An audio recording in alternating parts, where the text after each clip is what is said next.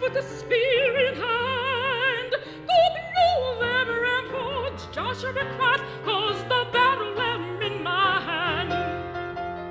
Joshua fit the battle of Jericho, Jericho, Jericho. Joshua fit the battle of Jericho, and the walls come tumbling down.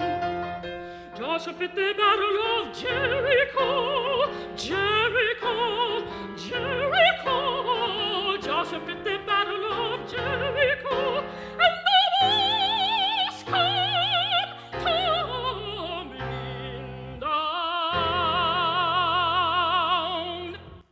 That's an excerpt from Adrienne Danrich's This Little Light of Mine. And we're pleased to welcome the Emmy Award-winning performer back to Black Nouveau. Ms. Danrich, welcome back to Black Nouveau, ma'am. Thank you very much. Adrienne, first and foremost, congratulations on winning the Emmy Award for the outstanding talent in This Little Light of Mine. Thank you. Is that your first Emmy? It is. Well, congratulations And you say again. first because I want some more. All right, all right. Well, definitely not the last with your talent. Are you still doing live performances of This Little Light of Mine? I am. I just recently came back from Cape Cod, Okay. doing a show there. It was actually the celebration of the Cape Cod Symphony and the Cape Cod Community College, their 50th year. Oh, wow. Any more scheduled other than that one? Not as of yet. We have some on hold, but until I get a contract, I don't want to talk about that. All right. Well, now for your new project, An Evening in the Harlem Renaissance. Yes. How did that come about?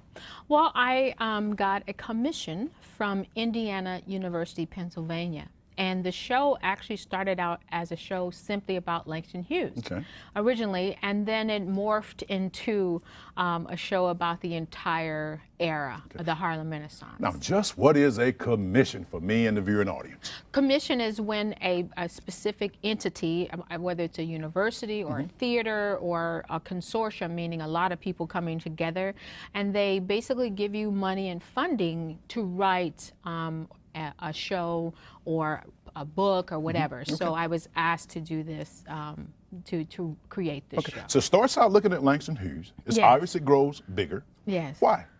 Well, when I've loved Langston Hughes since I was in high school. I mean, he has been a love of mine since then. And I've always wanted to create a show about him and also have songs written specifically for me, for my voice, using Langston Hughes text. So the idea was already in my head. I met a gentleman by the name of Drew Heminger. He's a composer. And I met him in Ohio. And his music at this concert was featuring a string quartet that he had written. And his music was American music. And I was like, this is somebody we need to work with for my Langston Hughes show. So he and I started to collaborate, and I contacted the Langston Hughes estate. You have to get permission to do these things. And originally I got permission to do the show. I've written 9 scenes from that show, the Langston Hughes show, but then unfortunately the Hughes estate sold exclusive rights to produce a musical on the life of Langston Hughes. So therefore my show hopefully will not be put on the shelf forever, but I had to shelve it for it. So, but I still have the commission.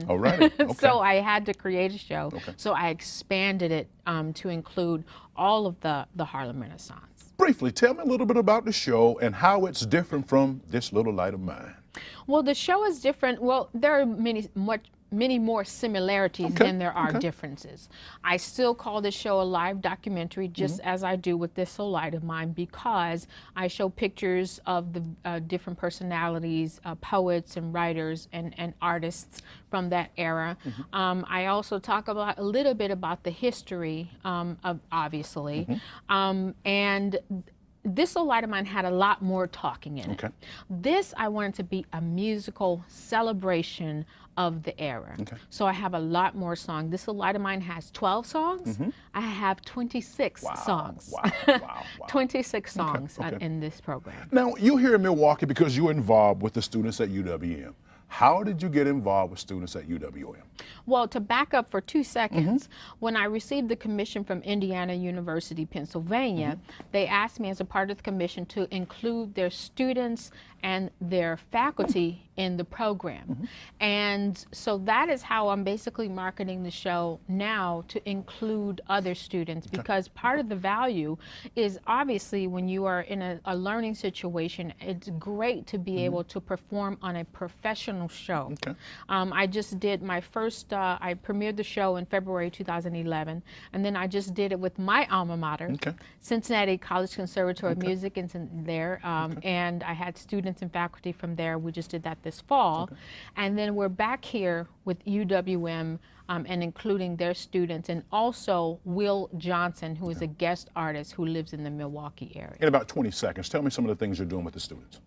Well, yesterday we had a master class. Tomorrow we're having another master class. I just did a lecture this morning about the era and about the racial tension that was happening at the time. And we're just working on their performance that's coming up this Saturday. Now, Adrienne, in about 30 seconds, what do you want the audience to take from this performance?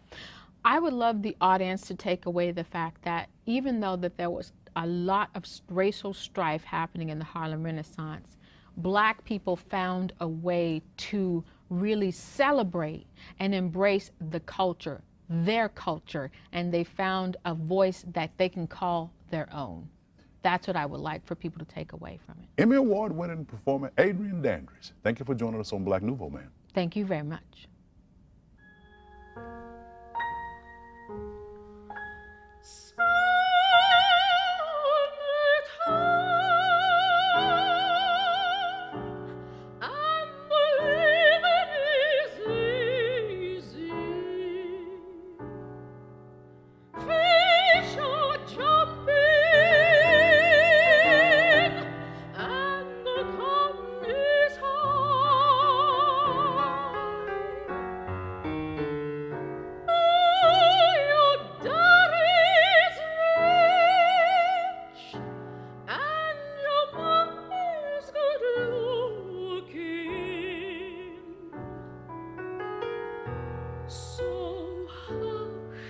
Little baby, don't you cry.